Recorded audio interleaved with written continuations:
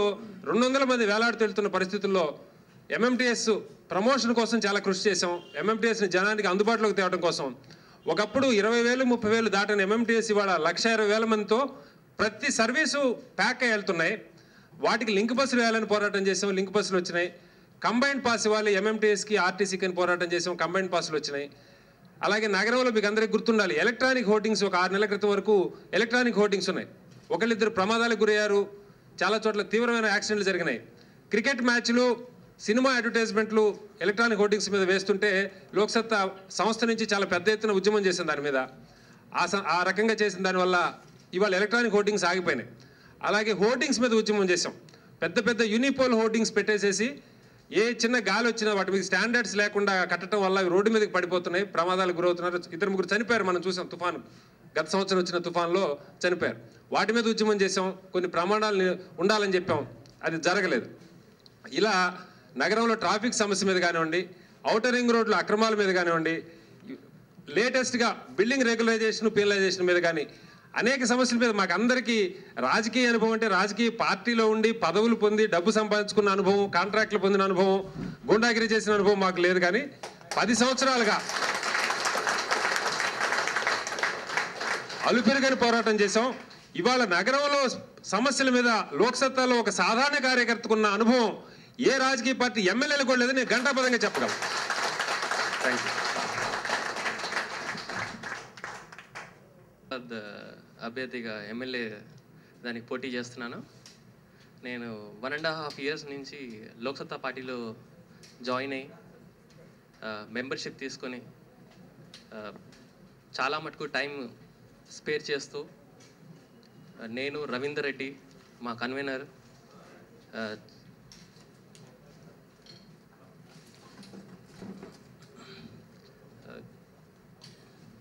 Local problems చాలా face చేసిన వాళ్ళకి మేము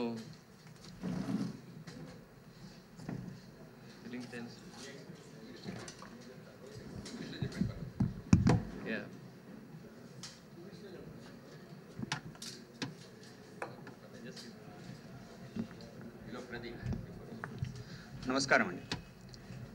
నా పేరు ప్రదీప్ కుమార్ అండి. సికింద్రాబాద్ నియోజకవర్గం నుంచి పోటీ చేస్తున్నాను, లోక్సత్తా పార్టీని రిప్రజెంట్ చేస్తున్నాను. మీరు అన్నది నిజమేనండి. నిజంగా పెద్ద రాజకీయంగా అనుభవం లేదు. రాజకీయంగా అనుభవం వస్తుంది, ఖచ్చితంగా వస్తుంది. కానీ నిన్న సికింద్రాబాద్ నియోజకవర్గంలో తిరిగినప్పుడు ఒక అతను నన్ను ఇదే ప్రశ్న అడిగాడు, బాబు నీకు రాజకీయంగా అనుభవం లేదు, నువ్వు మరి నిజంగా పోటీ చేయగలవా, తట్టుకోగలవా, May 29th వరకు అసలు నువ్వు తట్టుకొని నిలబడగలవా అని అడిగాడు.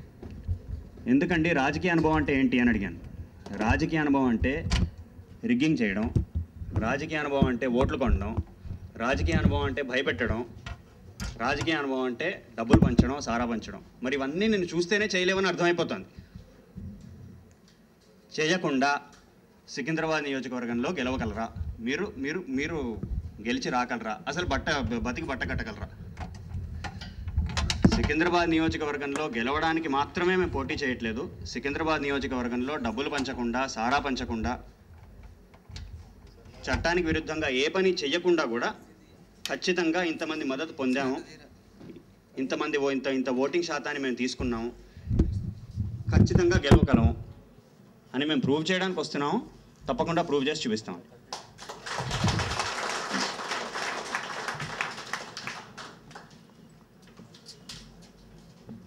మేము మేజర్గా ముషీరాబాద్ కాన్స్టిట్యున్సీలో శానిటేషన్ దాని మీద ఎక్కువ కాన్సన్ట్రేషన్ చేస్తున్నామండి. ఎందుకంటే ఇదివరకు చాలా స్థానిక సమస్యలు చాలా ఉన్నాయి అక్కడ. అన్ఎంప్లాయ్మెంట్ ఎక్కువ ఉంది, శానిటేషన్ ఎక్కువ ఉంది, శానిటేషన్ చాలా ప్రాబ్లమేటిక్ ఉంది. ఎందుకంటే ఇప్పటివరకు అయితే ఏ పార్టీకి ఎవరు ఏం స్పందించినా కూడా ఎవరు చేసింది లేదు. మేము ఇప్పటి వరకు మా సొంతగా మేము మున్సిపల్ కార్పొరేషన్ వాళ్ళకి డైరెక్ట్గా తీసుకొచ్చి పనులు చేయించామండి. దానికి మాకు సపోర్ట్ లోకల్ కార్పొరేటర్ ఒక ఆయన వచ్చారు, ఆయన కూడా కరెక్ట్గా మాకు ఇవ్వలేకపోయారండి.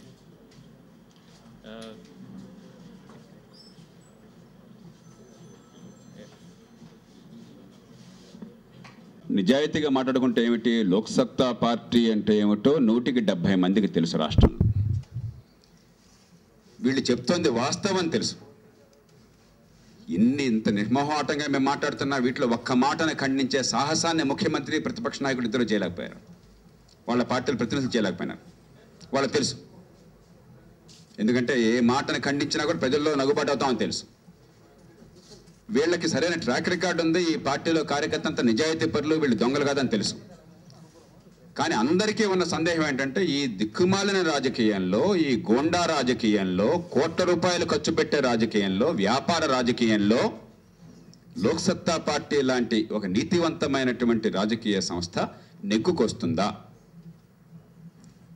కాబట్టి ఇవాళ మా సమస్య అంతా కూడా అయ్యా నెగ్గేది మీ వల్ల, మీ మనసులో వల్ల. దానికి మార్గాన్ని ఇవ్వడం, చెప్పిన పని చేయడం, ఈ దేశంలో కులానికి, మతానికి, ప్రాంతానికి, భాషకి అతీతంగా అందరినీ కలపటం, అందరి ప్రయోజనాలను నిజాయితీగా కాపాడటం, అందరికీ పనికొచ్చే విధానాలు రూపొందించడం, ప్రజల ఆత్మగౌరవాన్ని పెంచడం, అవినీతిని అంతం చేయడం. ఇది పూర్తిగా సాధ్యం. దానికి వివిధ పథకాలు అని ప్రజల ముందుకు వస్తున్నాం. కాబట్టి ఒక్కసారి ప్రజల్లో ఇది సాధ్యమే అన్న విశ్వాసం, ఇప్పుడు ఇది మంచిగా కాదన్నది అందరికీ తెలుసు, వీళ్ళు మంచివాళ్ళు కాదు అందరికీ తెలుసు. కానీ ఇది సాధ్యమా కాదా అని మనందరి మనసులో సందేహాలు ఉన్నాయి, పత్రికల్లో కూడా ఉన్నాయి. లేకపోతే పనికి మాలిన అభ్యర్థుల గురించి మీరు అంతంత రాస్తూ ఉండి లోక్సత్తా పార్టీ నిఖార్సైన అభ్యర్థుల గురించి ఏమి రాయకుండా ఉండరు. నిజాయితీగా మాట్లాడుకుందాం. మనం కూడా సమస్య సృష్టికర్తల్లో మనం అంతా ఉన్నాం, మన భాగస్వాములం. సమస్యను పెంచి పోషిస్తున్న వాళ్ళం ఈ దేశంలో మధ్యతరగతి వర్గాల్లో కొంతమంది ఉన్నాం, పత్రికల్లో ఉన్నాం, సంపన్నులో ఉన్నారు. కాబట్టి ఒక్కసారి విశ్వాసం కలిగించిన తర్వాత 2009లో ఈ రాష్ట్ర రాజకీయం మారుతుంది. మేము 2006 అక్టోబర్ 15నే మేము పిలిపించాం. 3 ఏళ్లలో ఆంధ్రప్రదేశ్ రాజకీయాన్ని మారుస్తాం. మేము కేవలం అధికారంలోకి వస్తామని పిలిపేవాళ్ళ, రాజకీయాన్ని మారుస్తామని పిలుపునిచ్చాం. 10 ఏళ్లలో భారత రాజకీయాన్ని మారుస్తామని దానికి కట్టుబడి ఉన్నాం. ఖచ్చితంగా 2009లో ఆంధ్రప్రదేశ్ రాజకీయాన్ని మార్చడానికి లోక్సత్తా పార్టీ అడుగులు వేస్తున్నాం.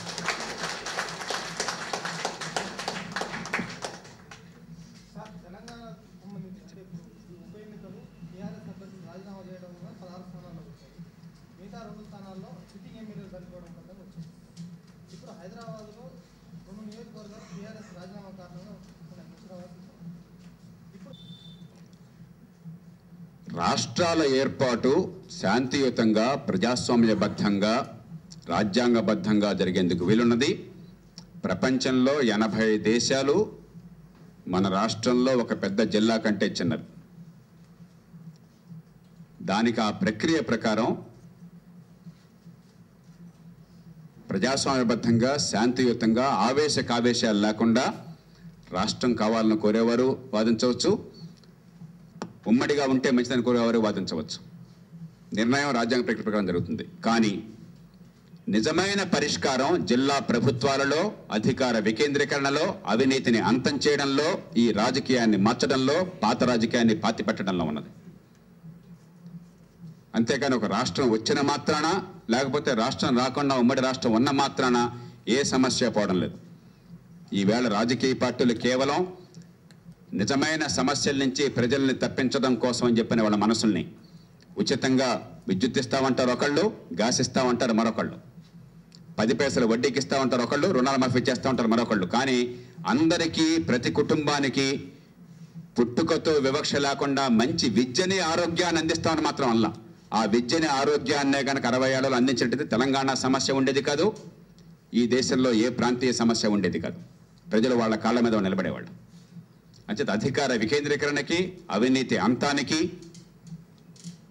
జవాబుదారీతనానికి, ప్రజలు తలెత్తుకు నిలబడడం కోసం, విద్య, ఆరోగ్యం అందడానికి, వివక్ష పోవడానికి కట్టుబడిన పార్టీ. కాబట్టి అవి కీలకమైన అంశాలకు భావిస్తున్నాం. ఒక్కొక్క పార్టీ వారి ఎజెండా వారు చెప్పుకుంటారు. మా ఎజెండాకి వారు స్పందించాలి, వారి ఎజెండాకి మేము స్పందించాలి. నేను స్పష్టంగా సమాధానం చెప్పాను. మళ్ళీ చెప్పండి, ఇంకోసారి చెప్తాను. రాతపూర్వకంగా కూడా ఇచ్చున్నాను. రాజకీయాన్ని తిప్పడం తప్పని స్పష్టంగా చెప్తున్నాం. నేను ప్రత్యేక తెలంగాణ తెచ్చుకుండే కావాలంటే వద్దంటే మానేయండి. కానీ కేవలం దాని చుట్టే రాజకీయం, రేపు ఒక కులం చుట్టూ తిప్పుతారు. ఆ రాజశేఖర గారు రేపు ఎల్లుండి ఒక భాష చుట్టూ తిప్పుతారు, ఒక రాష్ట్రం చుట్టూ తిప్పుతారు. ఇది తప్పు, స్పష్టంగా చెప్తున్నాం. ఈ దేశంలో అందరికీ పౌరసత్వం ఒక్కటే ఉన్నది, అందరికీ ఒకే హక్కులు ఉన్నాయి. ఎన్ని రాష్ట్రాలు వచ్చినా కూడా ఈ దేశ పౌరసత్వం అవిభాజ్యం. కాబట్టి రాష్ట్రాలు కావాలంటే తెచ్చుకుందాం, కానీ దాని చుట్టే రాజకీయాన్ని తిప్పటం మాత్రం అది సరైన పద్ధతి కాదు. ఈ మాట ఎన్నోసార్లు స్పష్టంగా చెప్పాం. కొందరు కులం చుట్టే తిప్పుతారు, మరొకళ్ళు మతం చుట్టే తిప్పుతారు. మతం చుట్టూ రాజకీయం అంటే మతానికి వ్యతిరేకమనా? కాదు, మత రాజకీయానికి వ్యతిరేకమని. కులం చుట్టూ తిప్పితే కులాలకు వ్యతిరేకమనా? కుల రాజకీయానికి వ్యతిరేకమని.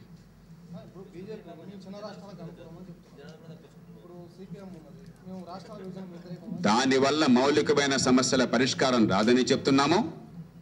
నిజమైన పరిష్కారం ప్రతి జిల్లాకి జిల్లా ప్రభుత్వం అని చెప్తున్నాము. అధికార వికేంద్రీకరణ అని చెప్తున్నాము. విద్యా ఆరోగ్యం అందించడం అని చెప్తున్నాము. వెనుకబాటుతనం లేని పరిస్థితి కల్పించడం అని చెప్తున్నాం. విస్పష్టంగా చెప్తున్నాం. ప్రజలు నిజమైన సమస్యలు ముందు పెడుతున్నాము, దాని పరిష్కారాన్ని చూపెడుతున్నాము. ఈ కొత్త రాజకీయానికి మధ్య, ఈ సాంప్రదాయ రాజకీయ పార్టీల మధ్య పోటీ లేదు. ఇది దొంగ పోటీ. వాళ్ళు డబ్బులు పంచుతున్నారు, వీళ్ళు డబ్బులు పంచుతున్నారు. వాళ్ళు సారాయి పంచుతున్నారు, వీళ్ళు సారాయి పంచుతున్నారు. వాళ్ళు గోండాలు పెడుతున్నారు, వీళ్ళు గోండాలు పెడుతున్నారు. వాళ్ళు ఈ పార్టీలోకి వస్తున్నారు, వీళ్ళు ఆ పార్టీలోకి వస్తున్నారు. ఇంకా పోటీ ఎక్కడుంది? దోచుకోవడం కోసం పోటీ. కాబట్టి అది పోటీ కానే కాదు. నిజమైన పోటీ సాంప్రదాయ రాజకీయాలకి, మేము చెప్తున్న కొత్త రాజకీయానికి మధ్య, రాజకీయ పార్టీలకి, ప్రస్తుతం కొనసాగుతున్న రాజకీయ పార్టీలకి, ప్రజలకి మధ్య. ప్రజల పక్షాన నుండి ప్రజలకు వేదికగా మేము వస్తున్నాం.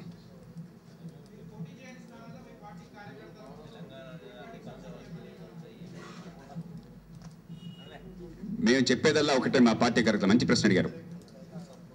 మనం రంగంలో లేవు కాబట్టి, ఈ సంప్రదాయ పార్టీలు ఏవైనా కూడా ఒకే రీతిని రాజకీయం చేస్తున్నాయి కాబట్టి, మేము చెప్పేదల్లా అక్కడ సారాయి పంచని వాళ్ళకి, డబ్బులతో ఓట్లు కొనని వాళ్ళకి. ఎందుకంటే సారాయి పంచి డబ్బుతో ఓట్లు కొన్న తర్వాత దేశాన్ని దోచుకోవడం వాళ్ళు చేస్తే దానిలో అనుమానం ఏమాత్రం లేదు. ఆ రెంటికి పాల్పడిన వాళ్ళకి, అలాంటి వారు ఒకటి కంటే ఎక్కువ ఉండే అదృష్టం కొన్ని చోట్ల ఉంటే వారిలో ఎవరు మంచివారు అంటే వారికి ఓటు వేయండి. మిగతా రాగద్వేషాలకు ఏమీ లోను కావద్దు, ప్రలోభాలకు లోను కావద్దని మేము విజ్ఞప్తి చేస్తున్నాం. ఒక 4 లక్షల పైచిలుకున్నది. నిజాయితీ అయిన సభ్యత్వం. ఈవేళ ఆంధ్రప్రదేశ్లో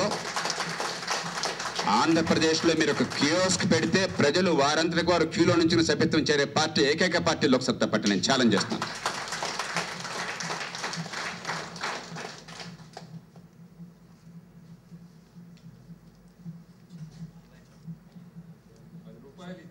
నమ్మకం ఇంకా పూర్తిగా కలగడంలో అది కూడా మనం చెప్పుకోవాలి నిజాయితీగా.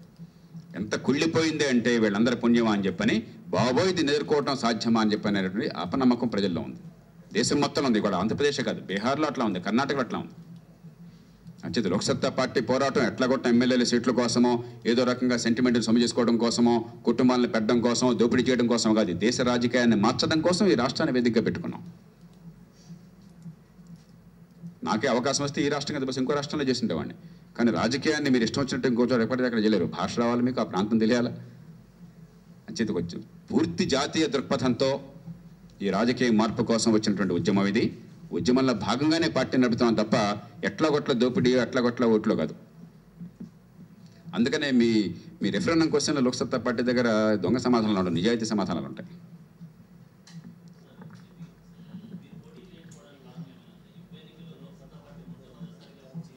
వ్యక్తిగా నేనంటారా, మా వాళ్ళు ఎవరు నన్ను కోరుకోలే.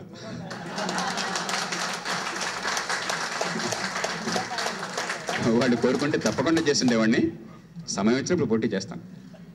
ఇంతవరకు ఎన్నికల్లో నేను ఎక్కడ పోటీ జీవితంలో, కానీ పోటీకి భయపడేవాడిని అయితే లోక్సత్తా పార్టీ పెట్టేవాళ్ళం కాదు కదా. లోక్సత్తా పార్టీకి భయం ఆమడ దూరం. ఆ విషయంలో మనం లేదుగా. మీ ఓపికని బట్టి బాబు 10 రూపాయలు ఇచ్చేవాళ్ళు 10 రూపాయలు ఇవ్వండి, 50 ఇచ్చేవాళ్ళు 50 ఇవ్వండి, 100 ఇచ్చేవాళ్ళు 100 ఇవ్వండి, 1000 ఇచ్చేవాళ్ళు 1000 ఇవ్వండి.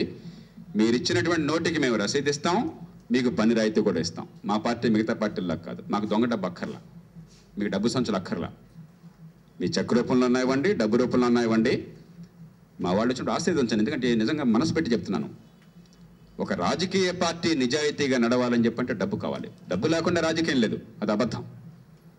డబ్బు ఎందుకు అన్నది నిజంగా ప్రజల్లో ప్రచారం చేయడానికి, పార్టీ నిర్మాణానికి ఖర్చు కోసం డబ్బు కావాలి. కానీ ఎన్నికల్లో ఓట్లు కొనడానికి పెట్టుబడిగా డబ్బు అయితే ఆ డబ్బు అక్కర్లే మాకు. ఈవేళ హైదరాబాద్ నగరంలో ఈ 3 స్థానాల్లో, తెర్లాం స్థానంలో 4 స్థానాల్లో కలిపి ఖచ్చితంగా మీ అందరికీ తెలుసు, మా ప్రత్యర్థి పార్టీలు ఈ 4 స్థానాల్లోనే బహుశా ఒక 70-80 కోట్లు ఖర్చు పెడతాయి అన్ని కలిపి. ప్రధాన పార్టీయే ఒక్కొక్కటి ఈ 4 స్థానాల్లో కలిపి ఒక 25-30 కోట్లు ఖర్చు పెడతారు కనీసం. కొంతమంది నవ్వుతారు, ఏంటి మరి చిన్న చిన్న అంకెలు చెప్తున్నారండి, ఖైరతాబాద్ 25 కోట్లే మాట్లాడుతున్నాను మీకు అనిపించా అని చెప్పని. మేము ఖర్చు పెట్టబోయేది నియోజకవర్గానికి 10 లక్షలు దాటకుండా. అంటే హ్యాండిక్యాప్ ఎంత ఉంది? 50-60 కోట్లు, 70-80 కోట్లు వాళ్ళు ఖర్చు పెట్టబోతుంటే మేము ఖర్చు పెట్టేది అంతా ఉంటే 30 లక్షలు ఉంటుంది 4 నియోజకవర్గాలు కలిపి. అంటే 200:1, లేకపోతే 300:1. మేము ఖర్చు పెట్టే రూపాయికి వాళ్ళు 300 రూపాయలు ఖర్చు పెడుతున్నారు. ఆ రూపాయి కూడా లేకపోతే ఇంకా రాజకీయం సాధ్యం కాదు. నిజాయితీగా ఖర్చు పెట్టే రూపాయి కూడా సేకరణ సాధ్యం కాకపోతే వేలాది కార్యకర్తలు పాపం వాళ్ళ జీవితాలను పణంగా పెట్టి వాళ్ళ పనులన్నీ పక్కన పెట్టి వచ్చేస్తున్నారు. వాళ్ళకి చేతనైన జేబులోంచి 100-200 ఖర్చు పెట్టుకుంటున్నారు.